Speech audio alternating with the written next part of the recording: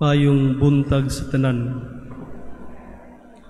Karon mao ang Sabado sa ikalima nga Domingo sa Kwaresma.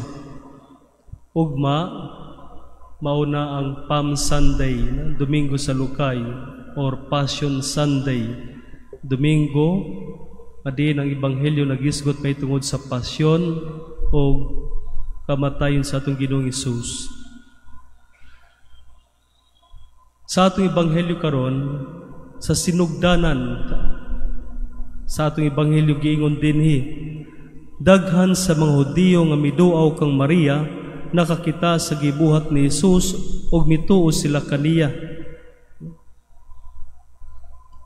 Sa may buot pasabot ini na mga Hudiyo miduaw kang Maria ug kinsa man ni si Maria ug kunsa man ang gibuhat sa Ginoong Hesus, diin daghan sa mga Hudiyo mituo kaniya.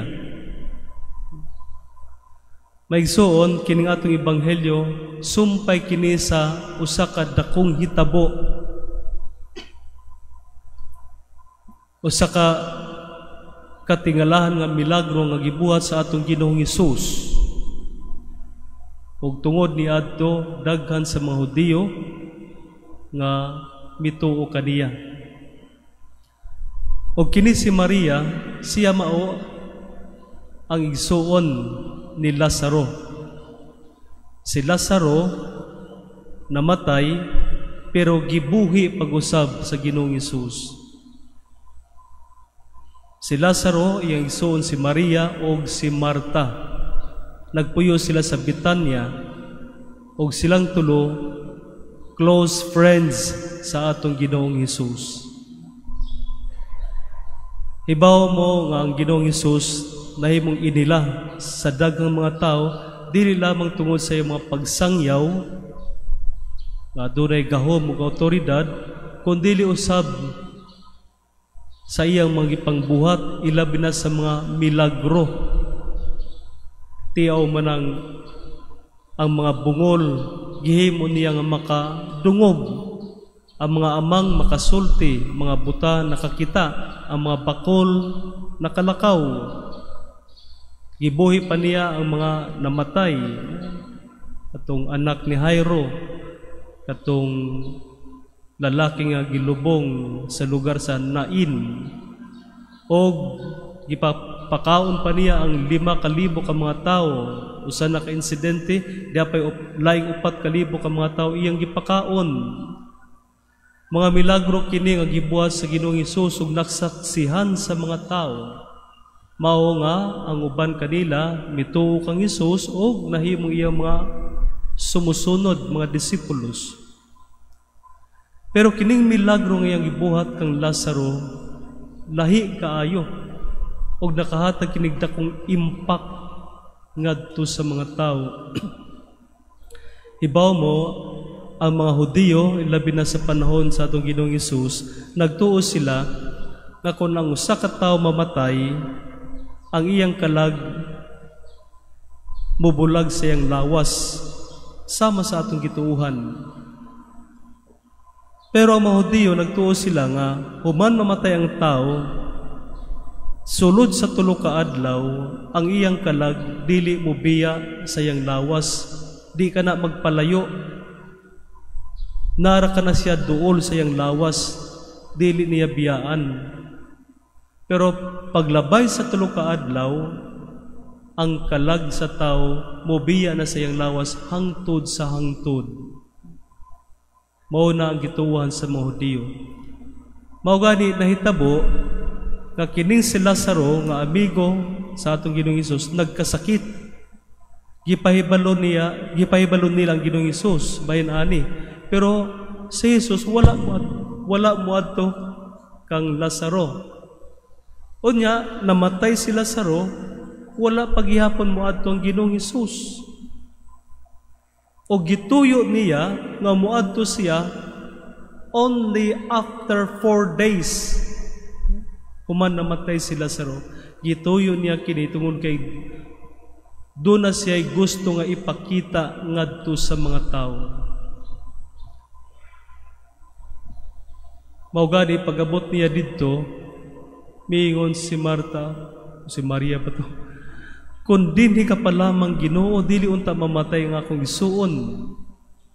Inoon na sayon ako nga mabanaw siya sa katapusang adlaw.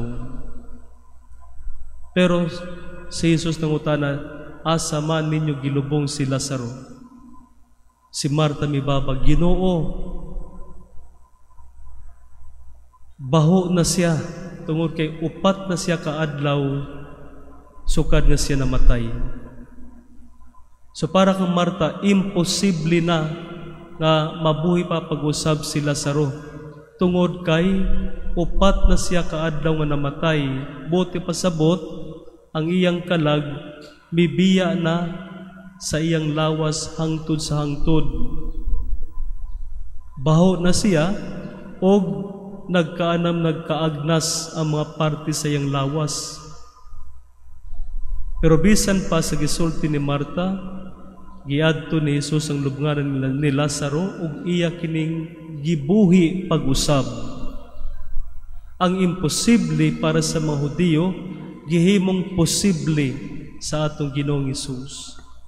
Og daghan sa mga tao, dili lamang ang pamilya o ang mga kaparintihan, amigo ni Lazaro, kundi daghan sa mga tao ang nakasaksi sa gibuhat nga milagro sa atong Ginoong Hesus.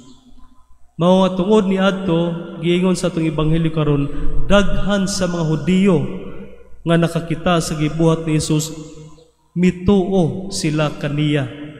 Apan ang uban kanila miadto sa mga Pariseo ug misugilon kanila sa gibuhat ni Hesus.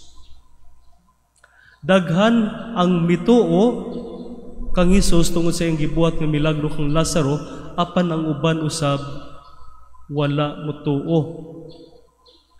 Ilabi na kadtuma kadagkuan sa mga Hudiyo, nakugang sila sa insakto. Gani tungod ni adto, giingon nga ang kadagkuan sa mga pari o ang mga Pariseo mitawag og tigom labaw sa labang hukmanan umingon, unsa may atong buhaton nga kining tawhanan naghimo magdaghang milagro? Kung pasagdan ta siya, ang tanan mutuo kaniya. Mubiyas ang mga tao kanila ug mutuo kang Hesus.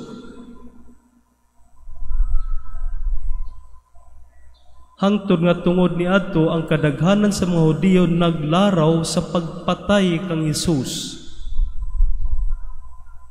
Gusto nilang patyon si Jesus ug dili lamang kana.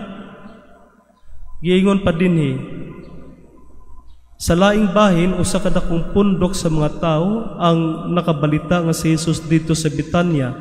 Busa nangadto sila dito dili lamang tungod kang Hesus, kundi aron pagtan-aw kang Lazaro nga gibanhaw ni Jesus. Tungod niini ang mga kadagkuan sa mga pari naglaro sa pagpatay usab kang Lazaro. Kay tungod kaniya daghan sa mga Hudiyo ang namiya ug mituo kang Hesus. So gusto ilang patyon dili lamang si Jesus kundi apil usab si Lazaro, kay mao ni ang buhing ebidensya sa dakong milagro nga gibuhat sa atong Ginoong Hesus. Ang patay nga imposible nang mabuhi gihimong posible sa Ginoong Hesus. Tinuod gayud nga the religious authorities during the time of Jesus, ang mga Pariseo o mga labang pari, they saw themselves as the custodians of the faith that was handed down to them by their forefathers. Mo na ilang pagtanaw sa ilang kaugalingon nga sila ang tigtipig, tigatiman sa pagtuo nga gibilin sa ila gikan sa ilang mga katigulangan. Ang problema, this custody slowly became control. Nga tungod kay nagtuo sila nga mo'y tig-atiman sa pagtuo, gipahimus nila kini hangtod nga ilang gikontrol ang mga tao. Wala nila maatiman sa insakto pagdumala ang templo. Mao nga si Jesus misaway kanila kay gawas sa ilang pagka-tigpakaaron ingnon, gawas sa ilang pagka-ipokrita, giabuso nila sa insakto ang mga tao. O tungod ana, gusto nilang ipapatay si Jesus, ipa-eliminate. These religious authorities during the time of Jesus, they want to hold on to power because this gives them a great advantage. And at all costs, they prevent it from being taken away or given to someone else. Si Jesus para kanila, usa ka dakong hulga nga basin kining gahom nila mawala, mawagtang, ug ang mga tao dili na moduol kanila, unya musunod na sila kang Jesus. Grabe na kanang nahubog ka na, naatas ka na sa insakto sa gahom. Di na nimo gustong buhian. Ug kato mga tao nga nahimong hulga nga mukuha aning gahom gikan sa imo, gusto na nimong ipapatay. Kung ato mahinumduman sa baby pa si Jesus, nataw siya sa Bethlehem, doon ay mga mago nga mihapit sa Jerusalem ug nangutana kang Herodes asa man ang bata na tao, kining bata nga may mahimong hari sa mga Hudiyo. Nabalaka si Herodes insakto nga niya day bag-ong nataw nga mo'y mupuli kaniya, muagaw sa iyang trono. Ug tungod adto nagpadala siya mga sundalo dito sa Bethlehem karon aron kadto mga bata nga natawo og hangtod sa mga bata nga nag-edad og 2 anyos iyang ipapatay. Kay dili siya gusto nga ang iyang gahom kuhaon nining bag-ong natawo nga ilhon nga hari sa mga Hudiyo. Og dili lamang kaniadto, bisan hangtod karon nagpadayon gyapon kana mga tao nga gustong magpabilin sa ilang pwesto. Dili nila buhian ang ilang gahom, dili na kini ihatag sa uban, gusto nila nga sila lamang ang muangkon ani.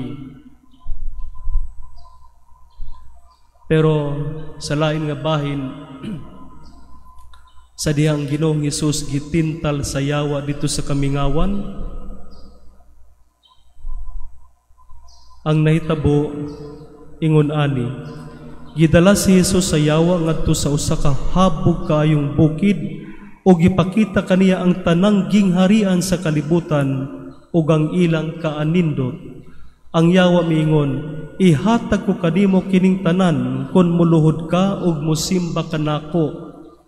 Mitubag si Jesus, pahawa sa tanas ang kasulatan nagingon, simbaha ang Ginoo nga imong Dios ug siya lamang ang alagari. Tinuod gayud nga ang Ginoong Dios dunay mga tao nga iyang gipiyalan, gitugyanan og mga bahandi, dunay mga tao nga gihatagan niya og gahom. Pero unta kini mga tawhana ilang hunahunaon sa insakto nga kining gahom ug bahandi gitugyan sa Dios ngadto kanila, dili para sa ilang kaugalingon, dili aron alagaran ang ilang kaugalingon, kundili gamiton nila kini aron nga maalagaran nila sa insakto ang Dios ug ang katawhan. Kay dagang uban na kundunan ay gahom ug bahandi, ang makita na lamang nila kanunay ang ilang kaugalingon ug dili na nila makita ang uban. Mao nga kanang bahandi ug gahom nga anaa kanila, dili jud nila kini buhian. Pero ang gahom ug bahandi ang tinuod nga tag-iya mao ang Dios. Gipiyal gihatag niya kanimo aron pinaagi ni ana maalagaran mo kanimo ang Dios ug ang katawhan. Himaya sa Amahan ug sa Anak ug sa Espiritu Santo. Maingon sa sinugdan karon ug sa gihapon sa mga katuigan nga walay katapusan. Amen.